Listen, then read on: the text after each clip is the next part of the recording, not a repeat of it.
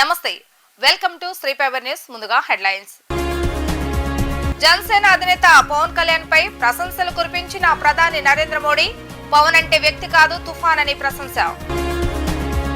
NDA ఎంపీల సమావేశంలో పాల్గొన్న టీడీపీ అధినేత చంద్రబాబు నాయుడు ప్రధాని మోడీ రేయింబవళ్లు కష్టపడ్డారని వ్యాఖ్య.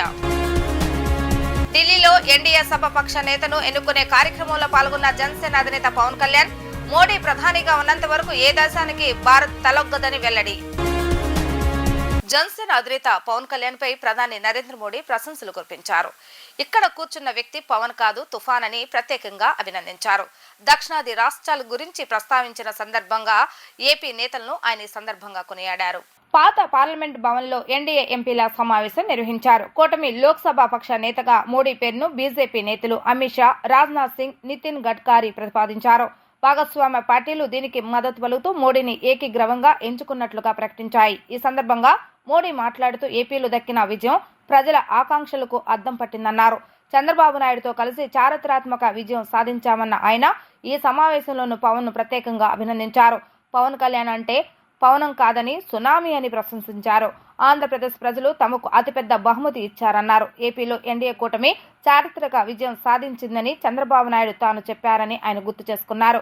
పవన్ కళ్యాణ్ అంటే ఓ సునామీ అని అభివర్ణించారు. అలాంటి పవన్ ఇప్పుడు మన సమక్షంలోనే ఉన్నారని ఎన్డీఏ కూటమి సమావేశంలో ఆయన అన్నారు. आंध्र मैं अभी बाबू को पूछ रहा था, बोले हिस्टोरिकली ये सबसे हाईएस्ट विक्ट्री है.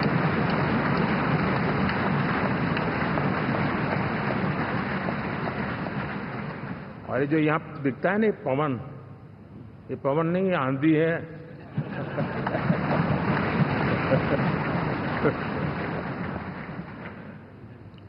आंध्र ने इतना बड़ा हमारे प्रति जनमत दिया है. हिंदुस्तान के लिए एक सामान्य मानवी की विकास की जो जिजीविषा है. ఢిల్లీలోని పాత పార్లమెంట్ భవనంలో ఎన్డీఏ ఎంపీల సమావేశంలో టీడీపీ అధినేత చంద్రబాబు నాయుడు పాల్గొన్నారు. ఎన్డీఏను అధికారంలోకి తేవడానికి ప్రచార ఆరంభం నుంచి చివరి వరకు మోడీ రేయింబవళ్లు కష్టపడ్డారని అన్నారు. విజనరీ నాయకుడు మోడీ నేతృత్వంలో భారత్ అభివృద్ధిలో ముందుంటుందని పేర్కొన్నారు. ఢిల్లీలో జరుగుతున్న ఎన్డీఏ నేతల సమావేశంలో టీడీపీ అధినేత చంద్రబాబు నాయుడు పాల్గొన్నారు. ఈ సందర్భంగా ఆయన మాట్లాడుతూ ఎన్డీఏను అధికారంలోకి తేవడానికి ప్రచారం ఆరంభం నుంచి చివరి వరకు మోడీ రేయింబవళ్లు కష్టపడ్డారని ఆయన అన్నారు. విజనరీ నాయకుడు మోడీ నేతృత్వంలో భారత్ అభివృద్ధిలో ముందుందని పేర్కొన్నారు. ఎన్నికల ప్రచారం ఆరంభం నుంచి చివరి వరకు మోడీ కష్టపడ్డారని తెలిపారు. ఏపీలోనూ 3 బహిరంగ సభల ర్యాలీలో మోడీ పాల్గొన్నారని స్పష్టం చేశారు. విజనరీ నాయకుడు మోడీ నేతృత్వంలో భారత్ అభివృద్ధిలో ముందుందని మరొకసారి పేర్కొన్నారు. దూరదృష్టి కలిగిన మోడీ ఆర్థిక వ్యవస్థను పరుగులు తీయించారని, మోడీ నేతృత్వంలో 2047 నాటికి భారత్ నెంబర్ 1 గా నిలుస్తుందని స్పష్టం చేశారు. The country has witnessed remarkable progress and transformation. Narendra Modi ji focused and dedicated approach has transformed the nation into a global powerhouse. I am in the politics for the last 4 decades. I have seen so many leaders. I can give entire credit for Narendra Modi ji for making India proud globally. And at the same time, Indians under his leadership globally will become number 1 globally. As on today, Indians are all everywhere. If you go anywhere in the world, highest per capita income Indians are earning. I am confident under his leadership, Indians are going to become global leaders in the near future. It is going to happen. You name public governance, corporate governance, in the name of service, we are going to serve the global community. That is going to happen. Under this, sir, only all of us have to keep balancing regional aspirations and national interest must run parallelly, ensuring holistic development across all strata of society. It is a very good opportunity for India. If we miss now, we will miss forever. That is where we are having wonderful opportunity you are seeing globally today, all countries are having 1 or 2%, 3% growth rate. India is growing at the highest growth rate for the last 10 years. It will continue another 10, 20 years or 30 years, 40 years. దేశానికి మోడీ ఒక స్ఫూర్తి అని జనసేన అధినేత పవన్ కళ్యాణ్ అన్నారు. మోడీ ఎంతో మందికి స్ఫూర్తిదాయకమని పేర్కొన్నారు. మోడీ స్ఫూర్తితో ఏపీలో అద్భుత విజయం సాధించామన్నారు. మోడీ వెనుక తామంతా ఉన్నామని ప్రకటించారు. ఎన్డీఏ పక్ష నేతగా మోడీకి తమ పూర్తి మద్దతును పవన్ తెలిపారు. నేడు పార్లమెంట్లో జరిగిన ఎన్డీఏ పార్లమెంటరీ పార్టీ సమావేశంలో జనసేన అధినేత పవన్ కళ్యాణ్ మాట్లాడుతూ విజనరీ నాయకుల బాట పనిచేసేందుకు సిద్ధంగా ఉన్నామని చెప్పారు. కాశ్మీర్ నుంచి కన్యాకుమారి వరకు ఆయన స్ఫూర్తిగా నిలిచారని తెలిపారు. మోడీ ప్రధానిగా ఉన్నంత వరకు ఏ దేశానికి భారత్ తలొగ్గదని తెలిపారు. మోడీ నేతృత్వంలో పనిచేయడానికి గర్వంగా భావిస్తున్నామని పేర్కొన్నారు. Prime Minister Shri Narendra Modi ji, my heartfelt wishes on behalf of Janasena, and I'm fortunate and grateful for giving this opportunity to be here. It started in 2014 in the same place. And Honorable Chandrababu Naidu just said, we're going to see Modi ji to rule this country for 15 years, and it's happening, sir. Chandrababu ji, your prophecy came true. Modi ji, you truly inspired the nation. As long as you are the Prime Minister of this country, our country will never bow down to anyone, sir. The mighty Himalayas will never bow down like that. Under your leadership, Bharat will never bow down. And we really take pride under your leadership, to work under your leadership, sir. We really take pride. And from Kashmir to Kanyakumari, Kamakya to Dwaraka, and you have inspired everyone, sir. You have inspired everyone.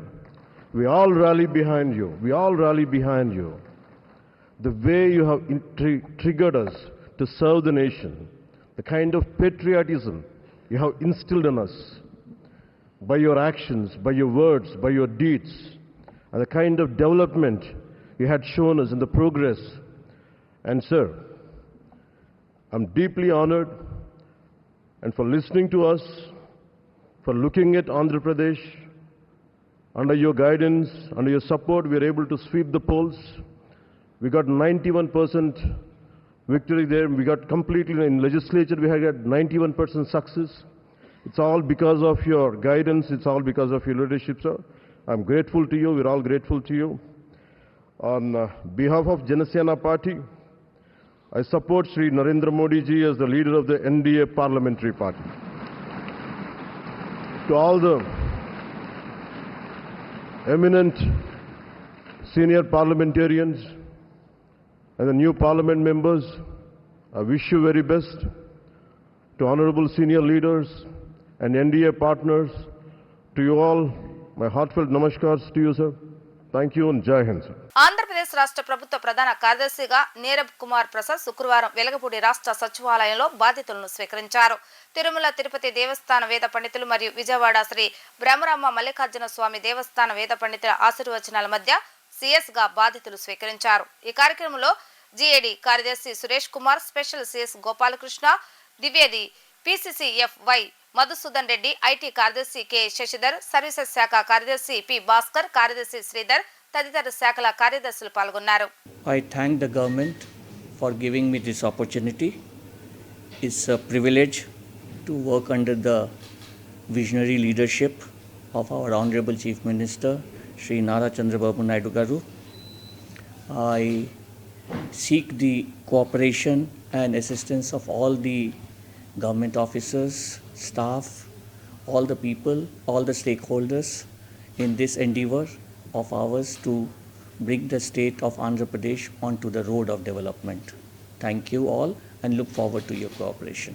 రాష్ట్రంలో వైఎస్ఆర్సీపీ సానుభూతి పరులే లక్ష్యంగా TDP దాడులు జరుపుతుందని వైఎస్ఆర్సీపీ నేత మాజీ మంత్రి పేర్ని నాని అన్నారు. వైఎస్ఆర్సీపీ సానుభూతి పరులే target గా టీడీపీ దాడులు జరుపుతుందని అన్నారు. బీహార్ తరహాలో ఏపీలో టీడీపీ దాడులకు తెగబడుతుందని మండిపడ్డారు. బీహార్ సంస్కృతిని టీడీపీ ఆచరిస్తుందని ఆయన అన్నారు. ఎన్నికల ఫలితాలు వెలువడ్డాక రాష్ట్ర వ్యాప్తంగా జరిగిన దాడులపై వైఎస్ఆర్సీపీ నేతలు నిన్న సాయంత్రం గవర్నర్ అబ్దుల్ నజీర్ ను కలిసి వివరించారు. వైఎస్ఆర్సీపీ నేతల బృందానికి రాజ్యసభ ఎంపీ వైవి సుబ్బారెడ్డి నేతృత్వం వహించారు. గవర్నర్ ను కలిసిన వాళ్లలో తాజా ఎంపీలు గురుమూర్తి, తనుజ, ఎమ్మెల్యేలు శివప్రసాద్, మత్తిలింగం విశ్వేశ్వరరాజు, పర్చూర్ నేత బాలాజీ, మాజీ మంత్రి పేర్ని నాని ఉన్నారు. గవర్నర్ నజీర్ ను కలిసిన అనంతరం వైఎస్ఆర్సీపీ నేతలు మీడియాతో మాట్లాడారు. టీడీపీ గుండాలు వైఎస్ఆర్సీపీ నేతల ఇళ్లపై కిరాతకంగా దాడులు చేస్తారని అన్నారు. టీడీపీ నేతలు ప్రజలను భయభ్రాంతులకు గురి చేస్తున్నారని విమర్శించారు. వైఎస్ఆర్సీపీ జెండా మోసిన వారిపై దాడులకు తెగబడుతున్నారని అన్నారు. నూజివీడిలో పట్టపగలే కత్తులతో దాడులు చేసినా పోలీసులు పట్టించుకోవటం లేదన్నారు. ఇళ్లలోకి చొరబడి ఆస్తులను ధ్వంసం చేస్తున్నారని మండిపడ్డారు. ఈ కక్ష తీర్చుకోవడం కోసమే మాకు వ్యతిరేకంగా వైఎస్ఆర్ కాంగ్రెస్ పార్టీ ఎవరు జెండా పట్టుకుంటే వాళ్ళనల్లా కిరాతకంగా హింసిస్తాం, వాళ్ళ ఆస్తులు ధ్వంసం చేస్తామనేటువంటి దానికోసమే అధికారంలోకి వచ్చినట్టుగా ఇవాళ వాళ్ళు ప్రవర్తిస్తున్నారు. ఇవన్నీ గవర్నర్ గారికి చెప్పినప్పుడు ఆయన ఆశ్చర్యపోయారు. ఏంటి ఇంత కిరాతకంగా జరుగుతుంటే పోలీసు పట్టించుకోవట్లేదా అని చెప్పినారు. వాస్తవం సార్, ఇది ఒక్క ఎఫ్ఐఆర్ కూడా నమోదు కావట్లేదు. వెళ్ళి పోలీస్ కంప్లైంట్ ఇచ్చినా, ఫోటోలతో వీడియోలతో ఇచ్చినా కూడా ఆ వీడియోలన్నీ కూడా గవర్నర్ గారికి ఇవ్వడం జరిగింది. ఇంకా ఎక్కడెక్కడైతే జరుగుతున్నాయో అన్నీ చెప్పడం జరిగింది. ఆఖరికి ఈరోజు మీతో మాట్లాడటానికి వచ్చే ముందు కూడా నూజివీడిలో ఒక కౌన్సిలర్ని నడి బజార్లో పట్టపగలు స్టాబింగ్ చేయడం జరిగింది. కత్తులతో వెంటపడి పొడవటం జరిగింది. పోలీసు సాక్ష్యంగా పోలీసులు ఆ పక్కన ఉన్నా కూడా పోలీసుల ముందే స్టాబింగ్ చేసిన, కత్తులతో పొడిచినా కూడా పోలీసులు ఆపిన పరిస్థితి లేదు. కనీసం కేసు పెట్టినటువంటి ఇంతవరకు కూడా దాఖలాలు కాలేదంటే గవర్నర్ గారు ఆశ్చర్యపోయి ఖచ్చితంగా నేను డీజీపీని పిలిపిస్తాను, ఇవన్నీ కూడా గట్టిగా విచారణ చేస్తాను మీరు అంటే మేము ఆయనకి వీడియోలతో సహా ఇవ్వడం జరిగింది, ఫోటోలతో సహా ఇవ్వడం జరిగింది. అవన్నీ కూడా ఆశ్చర్యపోయి అన్నీ కూడా మేము ఫోన్లో కూడా కొన్ని చూపించాం, వీడియోలు ఎలా ఉన్నాయో. ఇంకా మా దగ్గర చాలా వీడియోలు ఉన్నాయండి అని చెప్తే అవన్నీ కూడా మా సెక్రటరీ గారికి పంపించండి, నేను చూస్తాను, వెంటనే యాక్షన్ తీసుకుంటాను. పోలీసుని గెలిపోవటంలు అనేవి సహజంగా ఉంటాయి, కానీ ఈ రకంగా కిరాతకం, ఈ రకంగా హింసా ప్రవృత్తి, ఈ రకంగా విధ్వంస ధోరణి అనేది చేస్తే ఇంక ప్రభుత్వం ఎలా ఉన్నట్టా లేనట్టా, ఇది డెమోక్రసీ కదా అని చెప్పి ఆయన చెప్పడం జరిగింది. ఆయన కూడా సోదాహరణంగా వివరించాం. ఇంకా ఎక్కడెక్కడ సంఘటనలు జరుగుతున్నాయో, ఎక్కడెక్కడ అన్ని వీడియోల్ని, ఫోటోల్ని అన్ని ప్రతిదీ కూడా ఆయనకి పంపిస్తామని చెప్పాం. ఖచ్చితంగా పంపించండి, నేను యాక్షన్ తీసుకుంటాను, కంట్రోల్ చేస్తానని చెప్పారు. అలాగే ఆంధ్ర రాష్ట్ర ప్రజలకు కూడా తెలియజేస్తున్నాం. తాడేపల్లిలోని వైఎస్ జగన్మోహన్ రెడ్డి నివాసానికి ఏపీ రాజధాని రైతులు వెళ్లే ప్రయత్నం చేశారు. సార్వత్రిక ఎన్నికల్లో ఘోర పరాభవం పాలైన సీఎం జగన్ ను రాజధాని రైతులు కలిసే ప్రయత్నం చేశారు.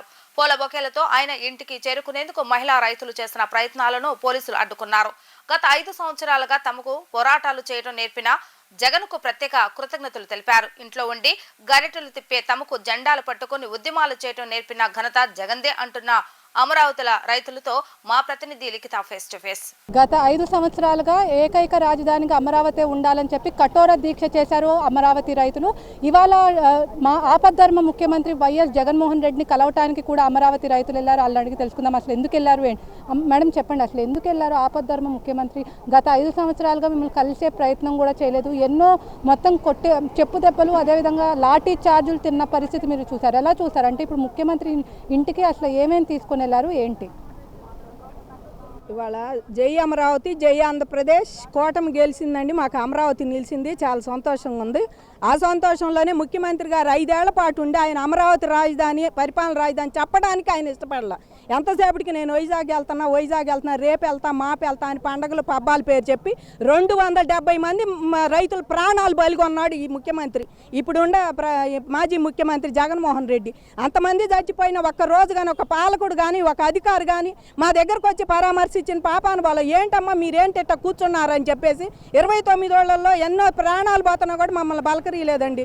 ఆ రోజు మేము చూడటానికి కూడా అవకాశం లేదు.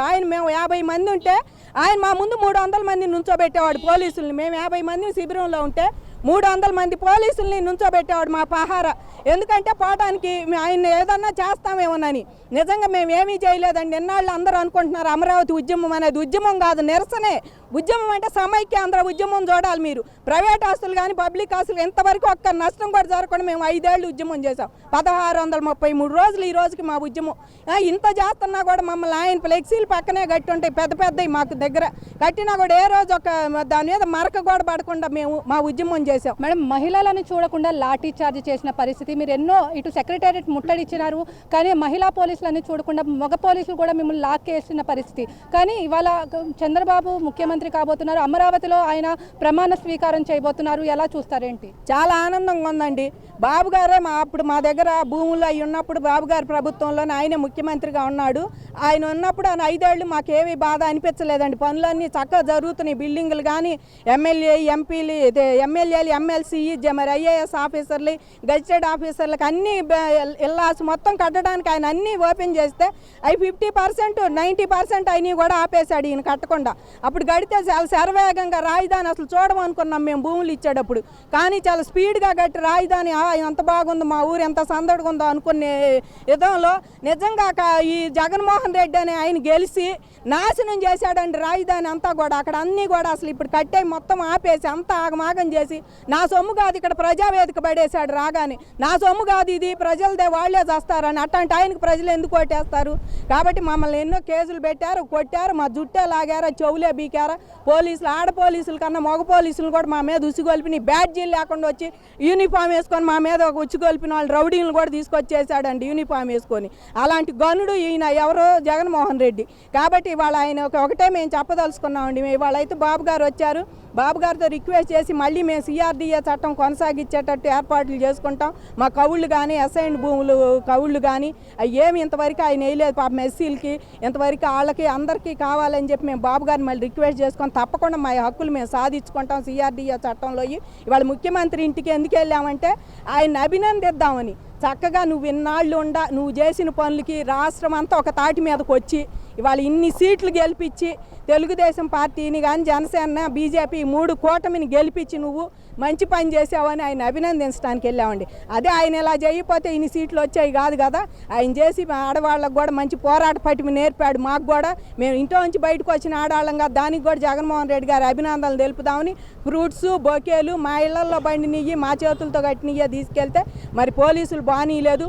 ముఖ్యమంత్రిగా ఉన్నప్పుడు ఆయన అదే చేశాడు, ఎవరిని అడుగు పెట్టని ఇలా. ఆయన మంత్రుల్ని ఎమ్మెల్యేలను కూడా అడుగు పెట్టని ఇలా. ఇప్పుడు ఆ మామూలు ఎమ్మెల్యేగా ఉన్నప్పుడు కూడా ఆయన అసలు అడుగు పెడతానికి ఇల్లేదమ్మా, రావటానికి ఇల్లేదు, పోండి అని అసలు ముందు పోలీసులే వాళ్ళ ఇల్లు ఇంకా 5-6 కిలోమీటర్ల దూరంలో ఉండగానే ఏడైనా ఎట్టి పారేస్తున్నారు. పోండి అని లేడీ పోలీసులను పిలిచి మేమేదో ఆయన మీద ఏదో అరాచకం చేయడానికి వచ్చినట్టు చేశారు.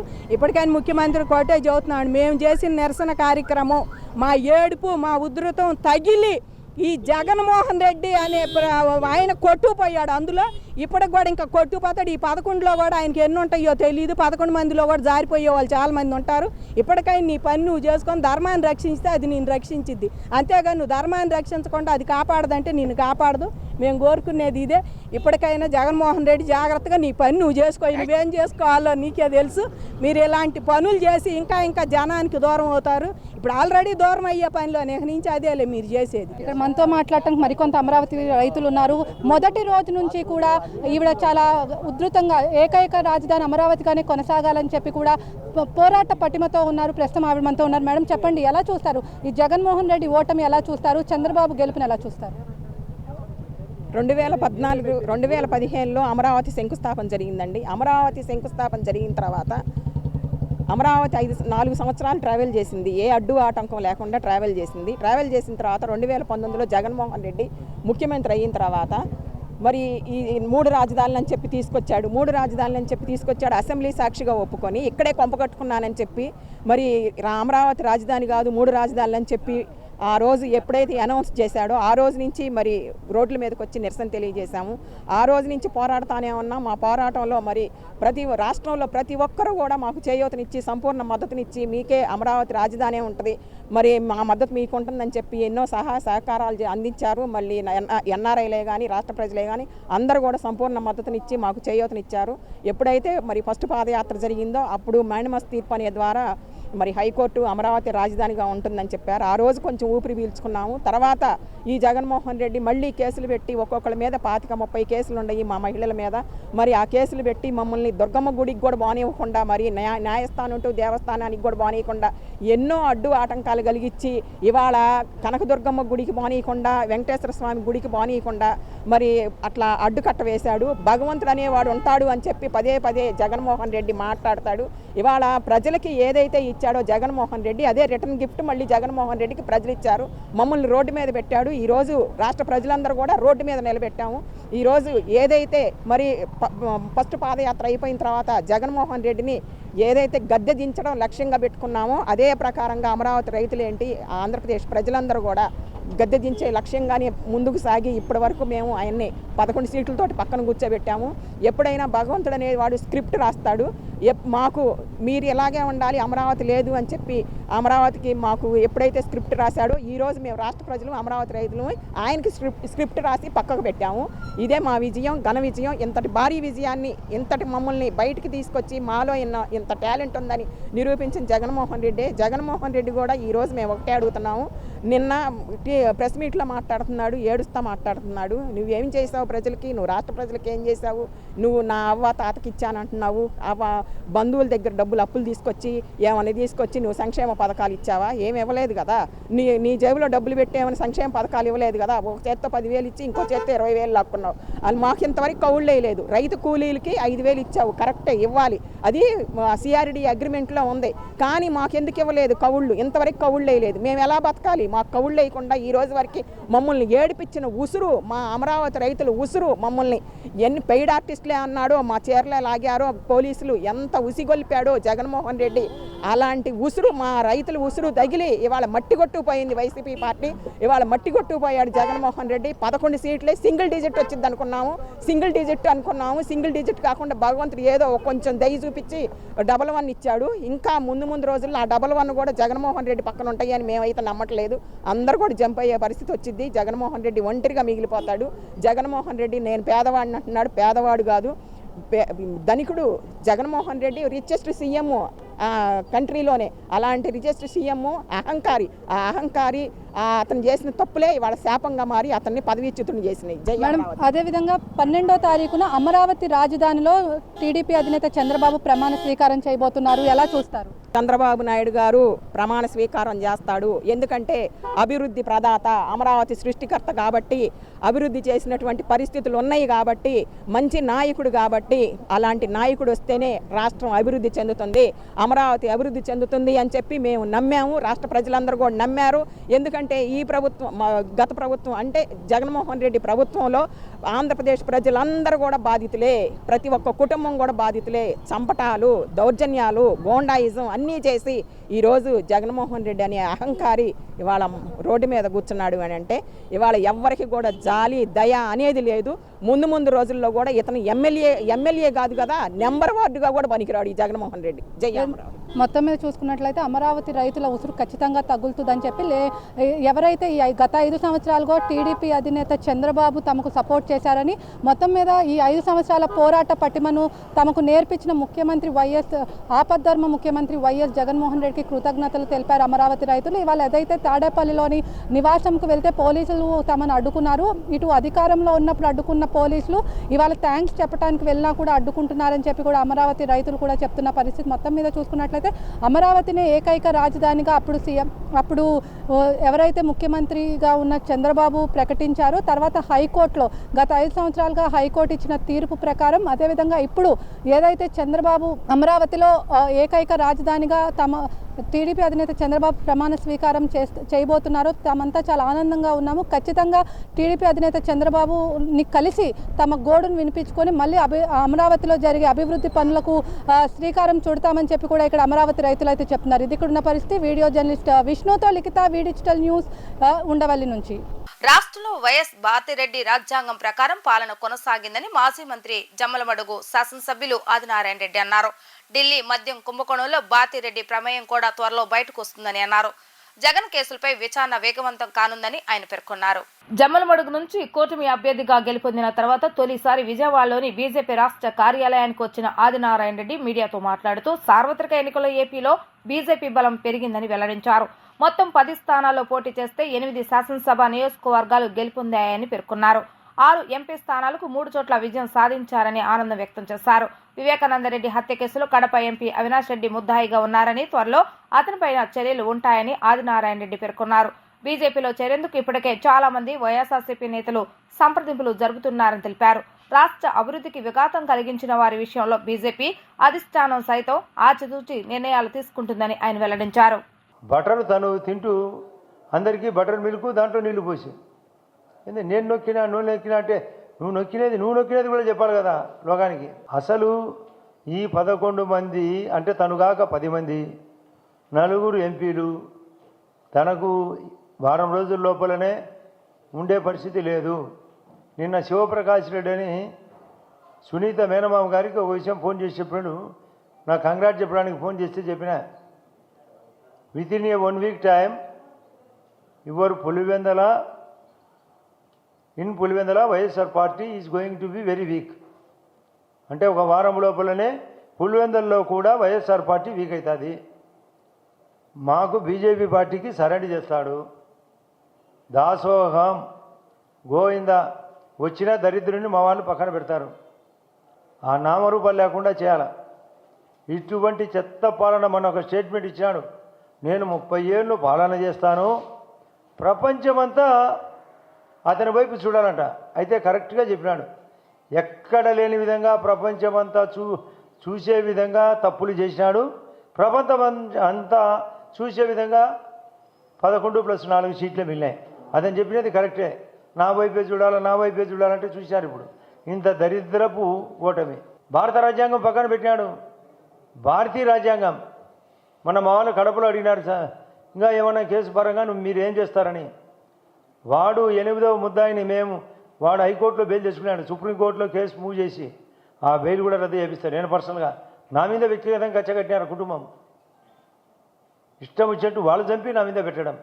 కోడికత్తి కేసు మీరు చూసింటారు. అతను పిల్లకాయ శ్రీనివాస్ కూడా బెయిల్ వచ్చింది.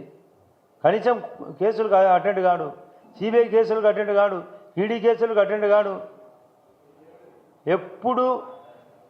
ఎప్పుడు ఏదో ఒక పిటిషన్ వేయడం, తప్పించుకోవడం. మొత్తం అంతా అక్యూజుడు. కుటుంబం లిక్కర్ కేసులో కూడా ఇలా పాత్ర ఉంది. ఢిల్లీ లిక్కర్ కేసులో భారతి గారికి ఢిల్లీ లిక్కర్ కేసు పాత్ర కవితతో పాటు ఉంది. ఆమె కవిత ఈడ కవిత్వం నడిచింది. ఈ కవిత్వం అది కూడా బయటకు వస్తుంది. ఇప్పుడు కూటమికి సారథ్యం వహించి విజయం సాధించిన చంద్రబాబు నాయుడుకు, పవన్ కళ్యాణ్ కు, పురంధేశ్వరికి వైసీపీ నేత పోతిన మహేష్ శుభాకాంక్షలు తెలిపారు. పవన్ కళ్యాణ్ ఎమ్మెల్యే అయినందుకు వారికి హృదయపూర్వక శుభాకాంక్షలు తెలియజేశారు. ఖచ్చితంగా జగన్ నిలబడతారని, మరలా ప్రజల ఆశీర్వాదంతో అధికారం చేపడతారని ఆయన జోస్యం చెప్పారు. వైసీపీ నాయకులు పోతిన మహేష్ మీడియాతో మాట్లాడుతూ జనం కోసం జగన్, జగన్ కోసం జనం అని ఖచ్చితంగా జగన్ నిలబడతారని అన్నారు. మరలా ప్రజల ఆశీర్వాదంతో అధికారం చేపడతారని జోస్యం చెప్పారు. కూటమికి సారథ్యం వహించి విజయం సాధించిన చంద్రబాబు నాయుడుకు, పవన్ కళ్యాణ్ కు, పురంధేశ్వరికి వైసీపీ నేత పోతిన మహేష్ శుభాకాంక్షలు తెలిపారు. పవన్ కళ్యాణ్ ఎమ్మెల్యే అయినందుకు వారికి హృదయపూర్వక శుభాకాంక్షలు తెలియజేశారు. కేవలం 10 లక్షల ఓట్ల తేడాతో వైఎస్ఆర్సీపీ పార్టీ 88 అసెంబ్లీ స్థానాలను కోల్పోయిందన్నారు. 10 లక్షల ఓట్లు వచ్చి ఉంటే వైఎస్ఆర్సీపీ 100 సీట్లతో మరొకసారి ముఖ్యమంత్రిగా జగన్మోహన్ రెడ్డి ప్రమాణ స్వీకారం చేసేవారని అన్నారు.